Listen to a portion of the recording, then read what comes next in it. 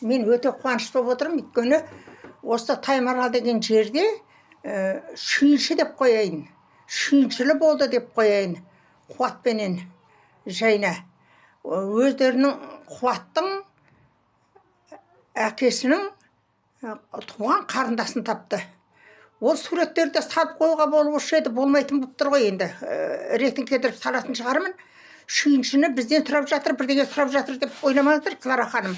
Жалпы қазақ мұндай туыс табылғанда, тіпті бір жоқ дүниесі табылғанда да шүйінші Ақсарбас дейтін, сол Ақсарбас атағым келіп отыр оларға. Тағы да Катжоны салмадың ба сен? Бәлені салмады деме, олар алыс жатыр, менен айтып кеткем, көргенде көреміз деп шүйінші хабар. Мен мынандай түнмен ойға қалдым. Әкесі бұл жағдайды саясат жағдайында Қуатқа айтты ма екен? Әлде айта алмай кетті ме екен? Өзінің іздеп келуге жағдайы болмады ма екен?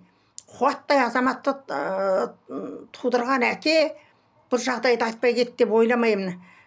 Сол үйден шығарып салып отырғанда жаңағы апаларының өте енді қимастықпен қарап